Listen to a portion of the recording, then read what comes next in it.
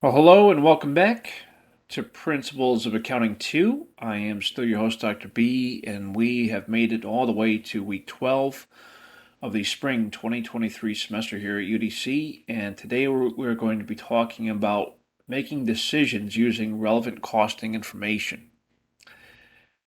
Making decisions using cost information is probably one of the most important aspects of this course and of a lot of careers. We make a lot of decisions based off of cost. And today we're going to talk about those kinds of decisions that we make. So that's why I think today's lecture is probably one of the most important in this entire course. Where are we in the classroom, real quick? We are in week 12, which is the last week within module 3. Last week, to recap, we had the short essay questions. I am in the process of grading those submissions. It takes me usually about 2 days to get through all of them. So bear with me.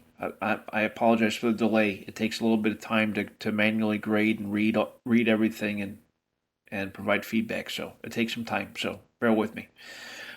If you, for whatever reason, are late with your submission, please make sure that anything that you're late with, that needs to be submitted as soon as possible. The reason for that is we're getting close to the end of the course. So everything needs to be in before the final exam. That's the policy, yeah. So please make sure that if for whatever reason you're late with anything, it could be anything at all, just make sure that you get it submitted as soon as possible, yeah.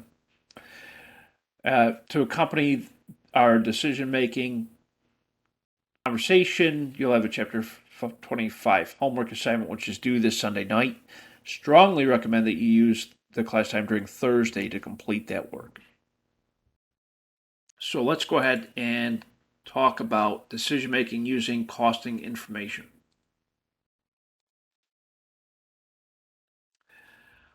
I'm going to go through a lot of types of decision making that we make in business, such as the decision to make a product or to buy a product.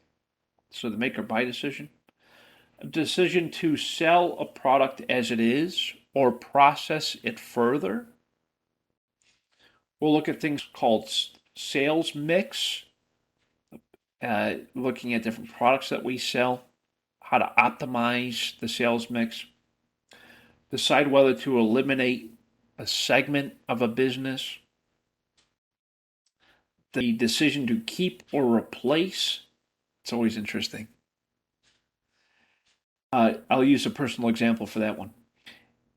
And then we'll also discuss product sales price setting using cost information and other special types of decisions that we make. So let's take a look at cost information that we use to make short-term decisions. Short-term, as you know, means 12 months or less when we talk about accounting. Short-term is 12 months or less. Here we have the decision-making matrix. This is the process that we move through every time we make a decision in business. First thing we do is we identify why we're making that decision. We define the task and the goal. This helps us to facilitate the reasoning why we're making a decision. Maybe we are short on our sales goals.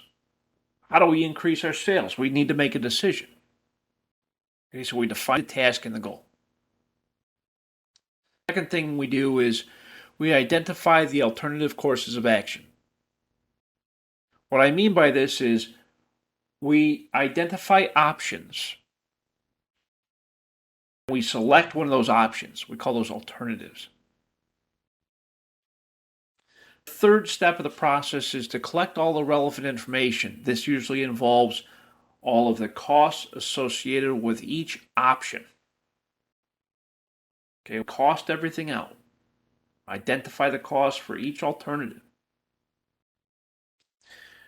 The fourth thing we do is we select one of those courses of action.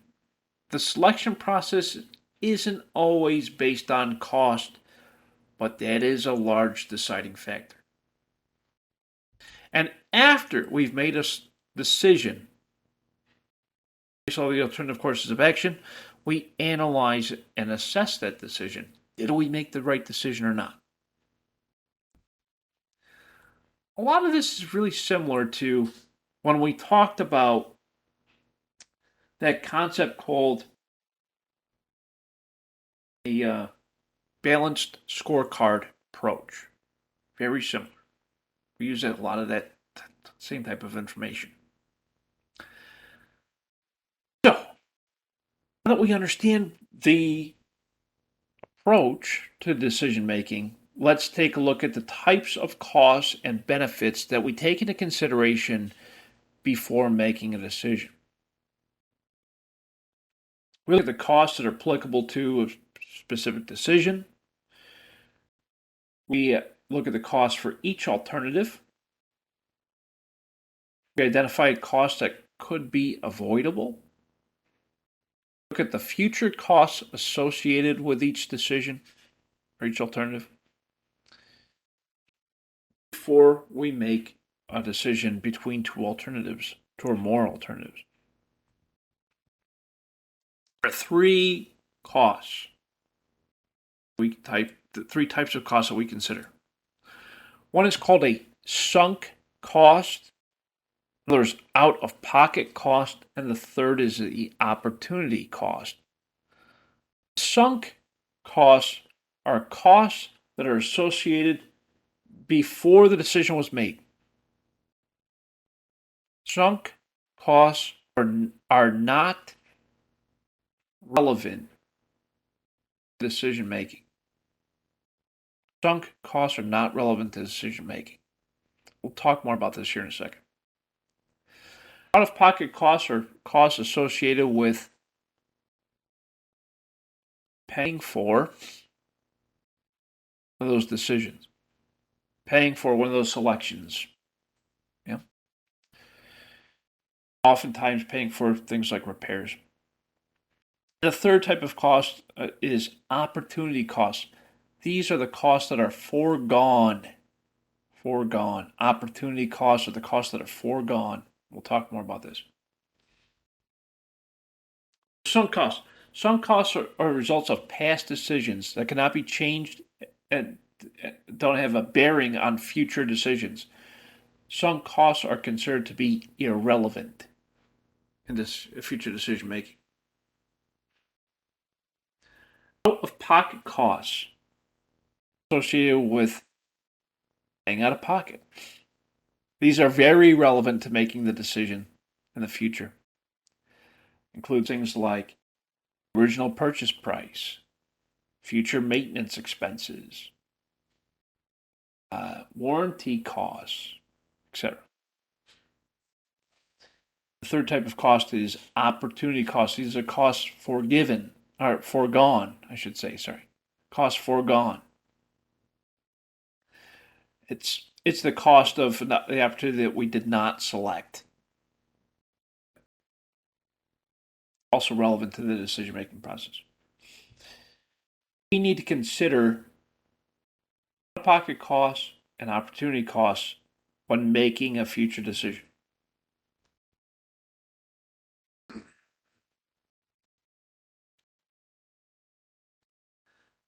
One of the first kinds of decisions that we're going to talk about today is the make or buy decision.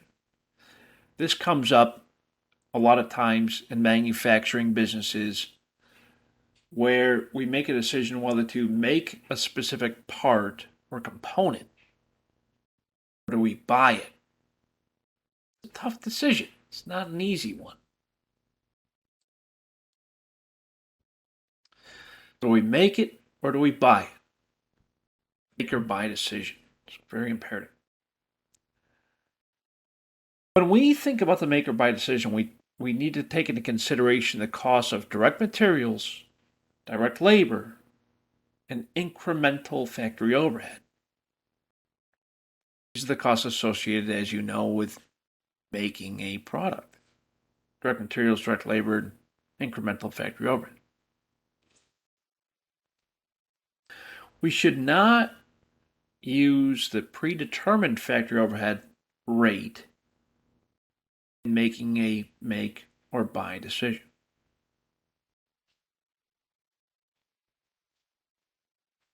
The reason for that is because the predetermined factory overhead rate is the same regardless of whether we make the part ourselves or if we buy it. The predetermined factory overhead rate stays the same regardless. Yeah.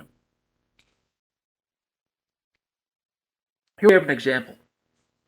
Our company makes starters for car engines. Yeah, it's a small part, but it's a very important part. Without the starter, your car will not start.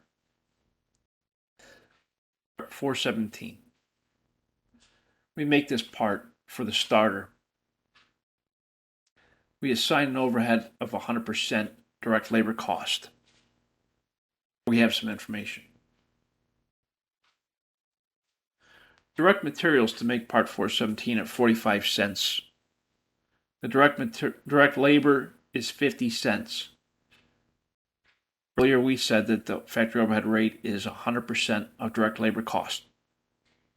So factory overhead in this example is also 50 cents. The total cost to make this part is $1.45.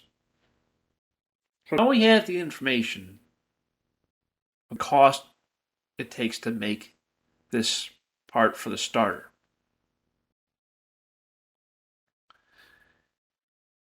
Now, I can either keep making this part, or I can buy it from a supplier. I can buy that same part that I'm making from a supplier for $1.20. Remember, it cost me $1.45 to make. So why would I buy it for $1.20, you might ask? It costs less. We think. But does it? First, we look at direct materials, direct labor, and factory overhead. As you know, direct materials, direct labor, and factory overhead, we add those together to get the total cost of manufacturing the product. If I decide to buy this part, well, I'm going to have overhead costs. So in order to make a comparison between making the part or buying the part, I need to look at my overhead cost. I can eliminate some of that overhead cost in order to make this evaluation.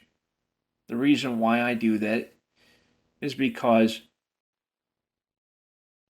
a lot of the overhead is attributed based on covering the cost of making that part. So we can eliminate about 25 cents per unit of overhead, make the total cost of making the component. If I do that in this comparison, it makes the cost of making the part less than the cost of buying the part. You see? So in order for it to be a fair comparison, I look at things like overhead costs in order to determine whether it would cost me less to make the part or to buy the part. So that's the make or buy decision.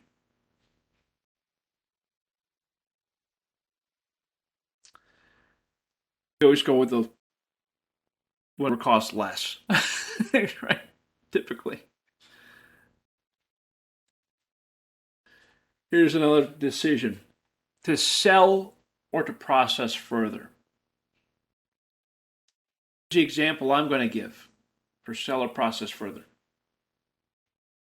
Oil. If I process oil, it comes out of the ground, I can make products with that oil. I can process it. I can turn oil into things like heating oil, kerosene, gasoline, different levels of gasoline, etc. If I process the oil further, I can make new products from it, is what I'm saying. Or I can sell the oil as it is. This is a huge part of decision making, okay? So an oil company would be faced with this type of decision. Do I sell the oil as it is, or do I process it further to create new products? In a general sense, we look at this only if the incremental revenue exceeds the incremental cost. Remember, the word incremental means additional. Incremental means additional. So if I receive additional revenue and it's greater than my additional cost by processing it further, then we do it. We'll process it further. But the revenue has to be greater than its cost. Here we have an example. Our company finished 40,000 units of this product. We're almost done, partially completed of this product, 40,000 units. To date, our processing costs are 30,000. 40,000 unfinished units can be sold as is for $50,000. Or they can be processed further to produce products X, Y, and Z. By processing the units further, it'll cost an additional $80,000, but it will yield total revenues of $150,000. Do we do it or don't we do it? Got to decide. Do we process it further to get that total revenue of $150,000, but the additional costs are $80,000? Well, guess we got to think about that. Remember the part about sunk costs. Sunk costs are costs that we've already expensed out before the decision is made. Okay, so I already spent the $30,000. That's a sunk cost. Sunk costs are not relevant to decision making.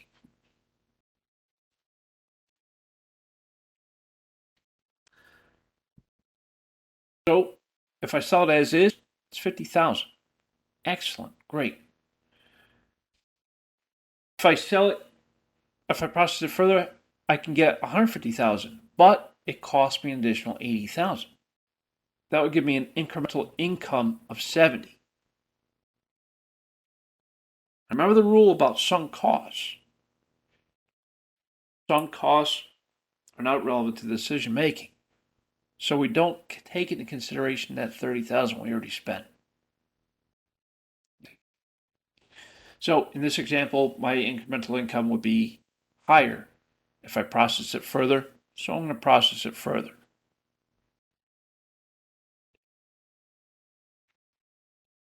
There's another decision that we oftentimes have to make, especially in manufacturing, is to either scrap the work we've already done, or do we rework the defective units to get them to not be defective. Right? It happens, right? Sometimes we made a whole batch of something, and turns out that it was all damaged, and so we figure, okay, well, we can rework those damaged units to make them workable, to sell them, or we can decide to scrap them for the scrap metal. So here's the decision. Our company has 10,000 defective units. Whoops. They cost $1 each to make. It sucks. So I lost $10,000 there. Now I can either scrap those for 40 cents each, which means I still lose, or I can rework them for an additional 80 cents. That's kind of a steep thing, 80 cents more. I already spent $1. But remember the sunk cost rule. I already spent that $10,000. It's no longer a relevant decision. So I can either scrap it and get 40 cents each. Or I can spend an additional 80 cents per unit and sell it for $1.50 each. So think about this. Scrap 40 cents. $1.50 minus the 80 cents in additional work would give me 70 cents of incremental income. We don't consider that initial dollar per unit because that's a sunk cost. So in this example, yes, I would rework it, sell it for $1.50. Absolutely. Because the incremental income is higher if I rework it.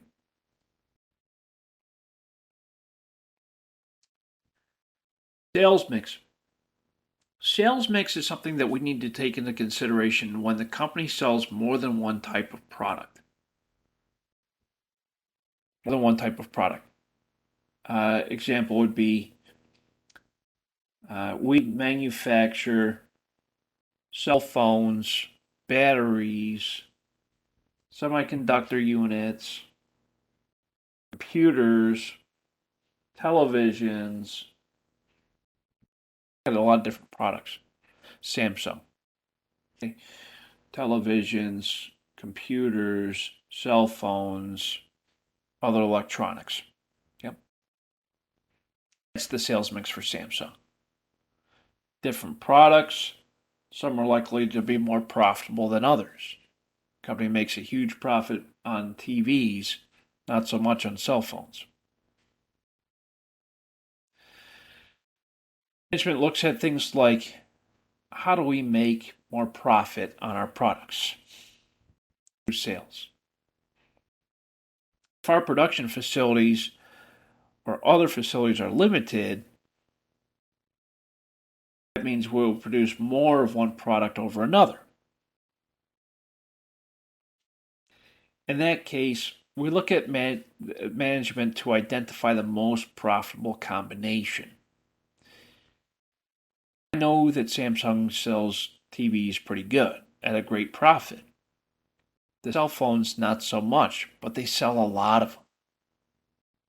Okay. So Samsung might look at management to say, let's focus more on making more televisions and less cell phones, but we want to balance the two out. So management focuses on what's called the contribution margin per unit of a scarce resource.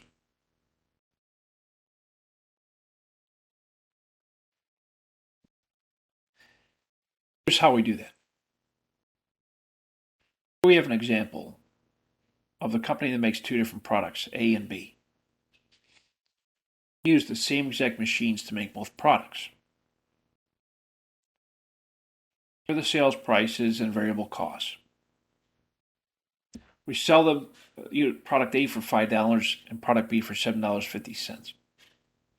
Variable cost for product A is $3.50 and for B it's $5.50. The contribution margin per unit for product A is $1.50. Sales price minus variable cost equals contribution margin per unit. $1.50 for product A, $2 for product B. This already tells me that product B is probably a little bit more profitable. However, it takes 1 hour to make product A. It takes 2 hours to make product B. Oh boy. So we find what's called the contribution margin per machine hour. And to do that, we take the contribution margin per unit divided by the number of hours per unit. So $1.50 divided by 1 hour is $1.50. Contribution margin per machine hour. Product B, $2 over 2 hours is $1 per machine hour. So now looking at all the information, product A has the higher contribution margin, higher profit potential. Yeah. So having said that, I'm probably going to produce more of product A than I would product B within my sales mix. So produce more of product A.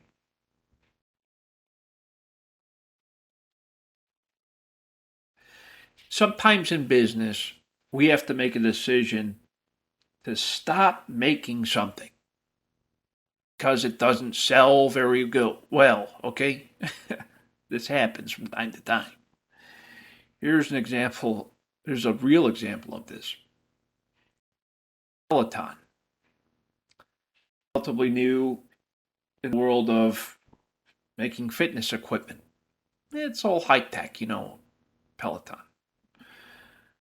They're being faced with a decision at the moment. Do they eliminate making the treadmill and focus on the bike? Or do they keep making the treadmill at a loss? That's the decision, called segment elimination. If Peloton stops making their treadmills, they're eliminating that segment.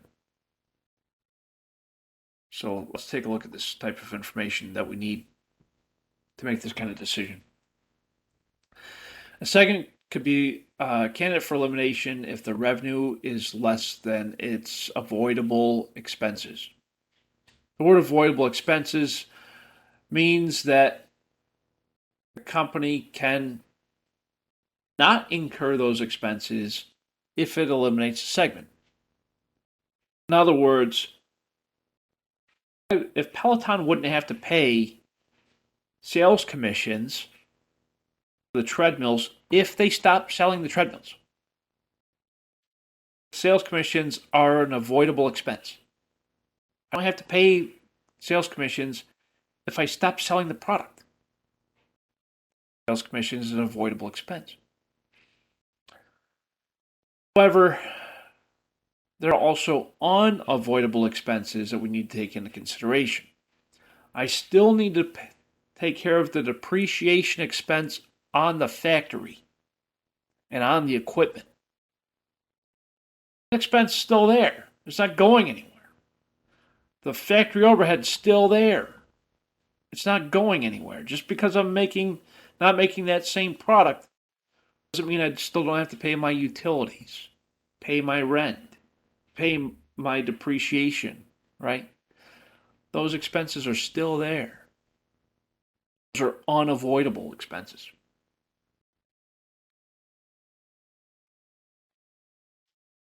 So we're considering eliminating the treadmills. Peloton is. Last year we had an operating loss. So let's take a look. Treadmills. Our sales were $47,800. The cost of making those treadmills was $30,000, leaving us with a gross profit of $17,800. We had direct expenses of wages, depreciation for the equipment, total direct expenses of $8,100,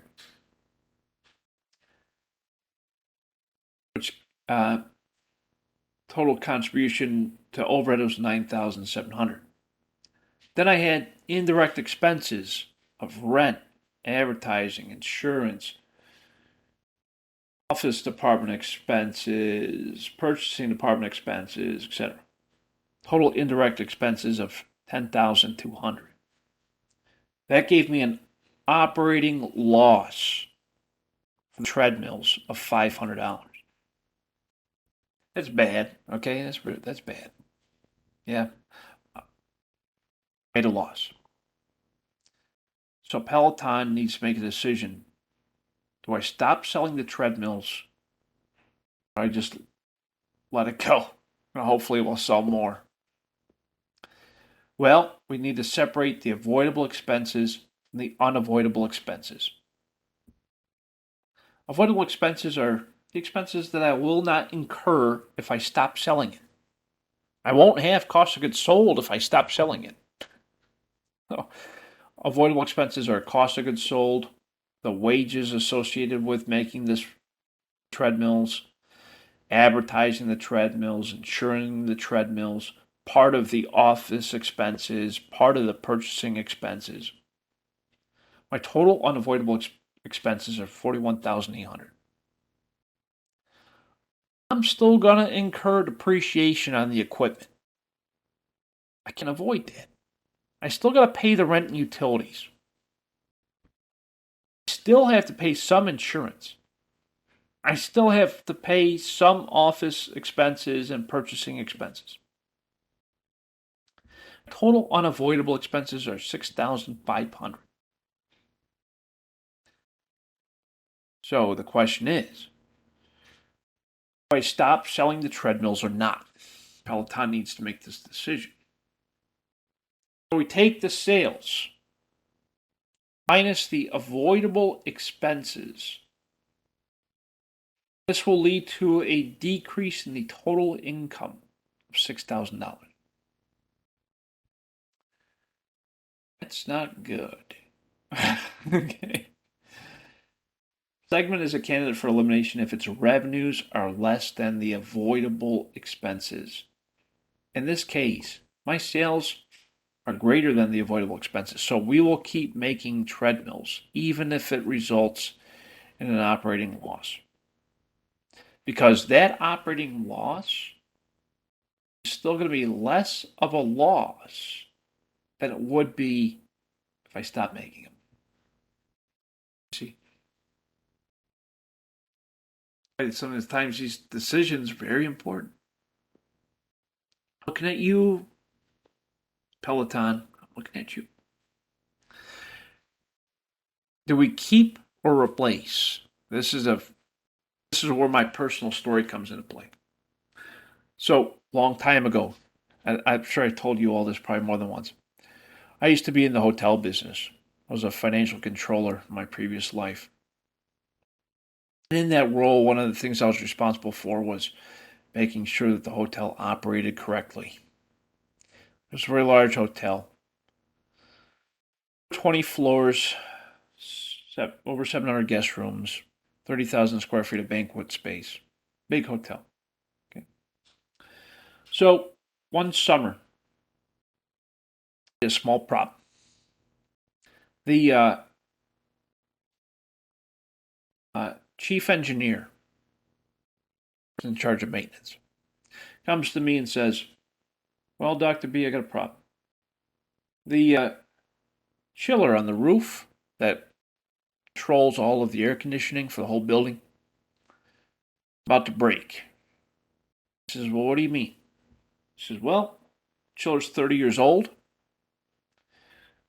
We've done a lot of maintenance to it, and we think it's going to break." I said, "You think or you know?" He says, "Well, I think it's going to. I don't have a crystal ball. I can't tell you exactly, but I think it's going to break." He says, "Okay. Well, you need to tell me the cost of replacing the chiller, or the cost of keeping it and fixing it." So we ran out the costs, and we decided to replace it because the cost of maintaining it was going to be too high. But that's opposite from this decision, but I just wanted to give you my personal example of how I use this kind of information in real life. So here we go.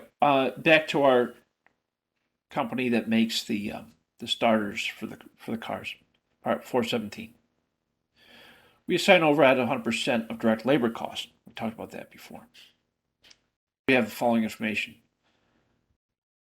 I need to decide whether to buy a new piece of machinery or not. That'll help me to reduce my costs in the long run. Or I can keep my current machine and fix it up and keep it running. So here's the information. Cost to buy a new piece of machinery is $100,000. I can get $25,000 in cash if I sell the old machine as it is.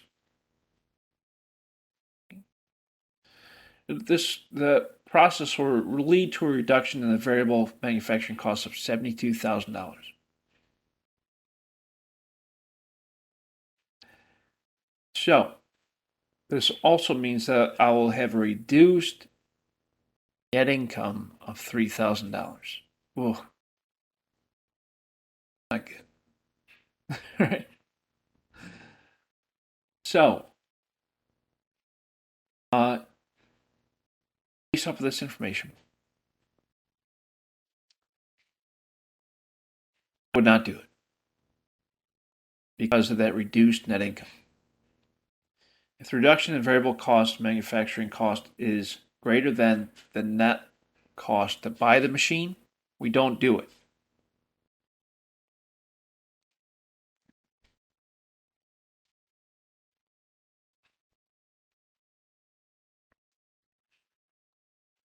Another part of decision making is looking at the sales price. Setting your prices for the products that you sell is critical. Absolutely critical. Oftentimes we set sales prices with a couple of things in mind. One is called target profit. This is what the owners want to receive in profit. Okay. So I might set the sales price with an idea of I'm going to sell X number of units at this sales price to earn a certain amount of profit. Yeah. Customer demand. How much are customers willing to pay for a certain product, a certain time, for a certain price? And how do they respond to price increases or decreases? We call that price elasticity. If you haven't taken microeconomics yet, price elasticity is related to the customer demand.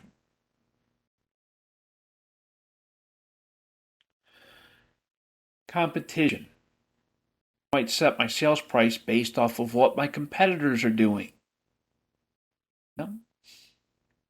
Differentiation.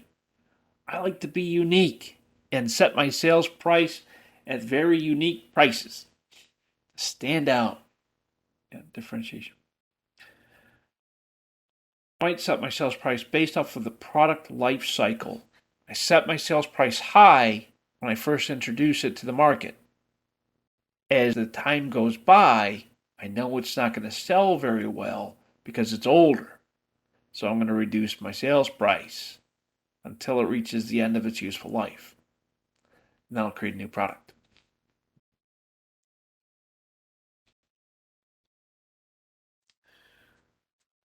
The cost plus method is a common method that sellers use to set their sales prices.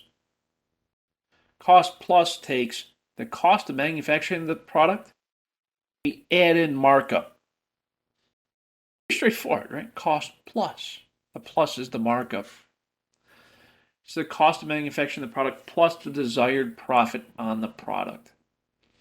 Do this where there's 3 steps. First is we determine the total cost per unit. That's direct materials, direct labor, and factory overhead per unit. Look at the dollar markup per unit. Identify what that is. And we multiply that by the percentage markup. And lastly, we set the sales price on a per unit basis. Here's the total cost method. Step 1, find the total cost. It's the direct materials, direct labor, factory overhead. So variable costs, okay? Total cost per product. So product costs, $44 in this example. Plus my fixed costs. Right. So $44 per unit. I'm going to sell 10,000 units or make 10,000 units. Plus my factory overhead, fixed factory overhead. Plus my fixed cost, selling administrative expenses, plus the selling administrative costs. Total product cost $700,000. Divided that by the number of units I expect to produce and sell, 10,000, gives me $70 of total cost per unit. Second step is determine the markup per unit. 20% is the markup I want to have per unit. So that's an additional $14. $14 represents the income I want to make off of selling each unit. That's called the markup per unit. So that means my sales price is going to be $84. It's the total cost per unit plus the markup per unit. Sales price, $84.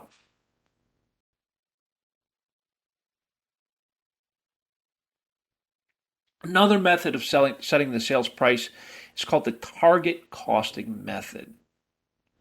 Target costing method is usually done based off of competition. We look at competitors, how much they're selling their similar units for, and we price it around there. MP3 players. I don't even know if they still make those anymore. Maybe, I don't know. MP3 players. Market price is $80. Or it was $80. The MP Pro wants a profit of $14 per unit. So we need to reduce the total cost per unit to $66. It's 80 minus the desired profit. We want a 14% return on invested assets of $1 million. The target profit here is $140,000. That's $14 per unit times 10,000 units to be sold. The market percentage is 20%. We take the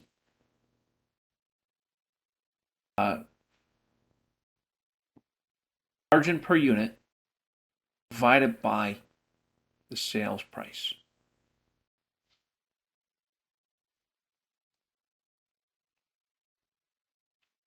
The variable costing method. Variable costing method, we take the variable costs into consideration. The way we do this, we take the target profit plus the fixed overhead cost plus the fixed selling and administrative expenses divided by total variable costs. This gives us the percentage markup per unit. We take the sales price times the percentage markup per unit plus the percentage the sales price to give. I'm sorry, the cost. I keep saying sales price. The cost per unit times a markup percentage plus the cost per unit gives us the sales price.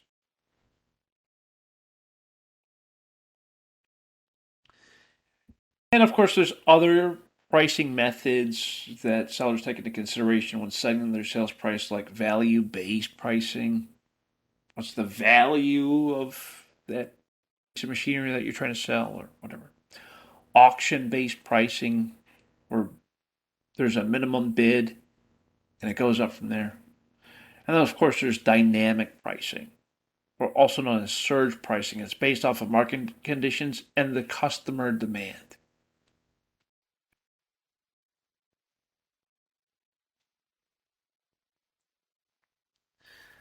Last but not least, there's special offer decisions. Once in a while, you might have a customer that wants a special cost. For example, we have a customer that wants to purchase a lot more units, but at a lower price point. They want a bulk discount. That's a special offer, a bulk discount. In order to understand whether to accept a bulk discount offer, special offer, is we look at the incremental costs and revenue associated with that bulk discount. Incremental amounts are that's the additional that you would receive, right? Here we have an example. Our company currently sells 100,000 units of our product. we're operating at 80% capacity. We have a per unit and annual total sales costs in the information below. Sell 100,000 units at $10 per unit sales price. That's $1 million in sales. Variable cost total is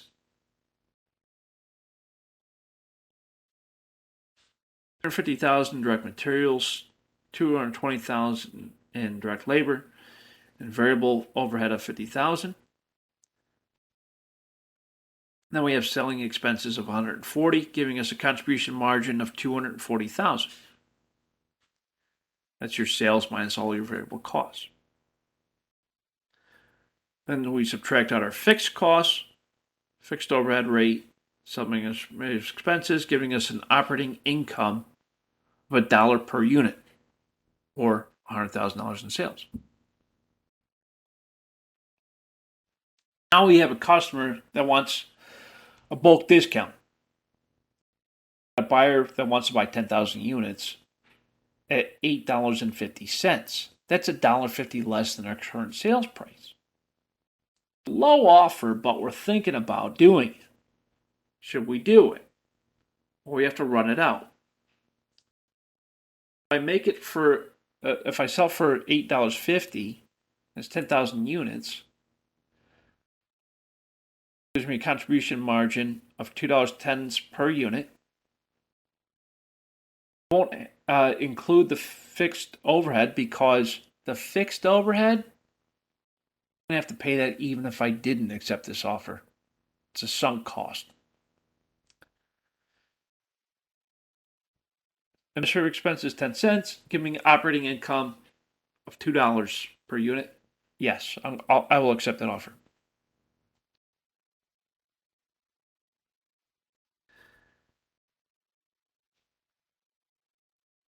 Service companies use a very similar approach when it comes to pricing. They look at things like the rate per hour for labor and overhead costs to determine the sales price. I'll give you an example of this. Every time that you have your vehicle repaired, the labor rate is usually 1.5 times the parts. It's usually how they set the labor rate. The parts, they usually add in a 30% markup. So that's how they set the price. For the repair, it's 1.5 times, not percent, times. That's 150% of the cost of the parts. And then they add an additional 30% markup. That's how they set the price of a job on the car. So 3 steps. Compute the rate in dollars per hour. Rates used to charge for the overhead cost. And then the markup. And then estimate the number of labor hours. That's how you determine the job price.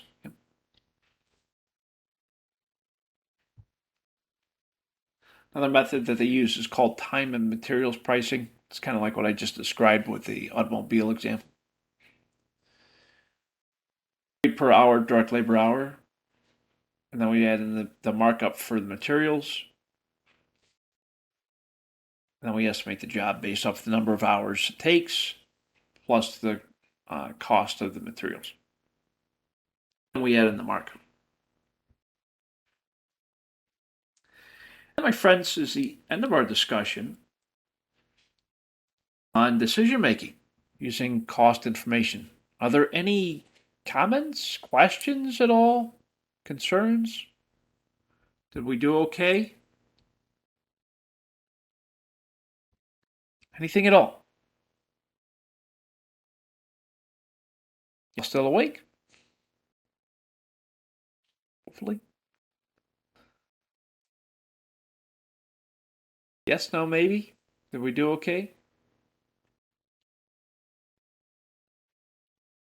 Right, I'm going to take your silence as you're doing all right.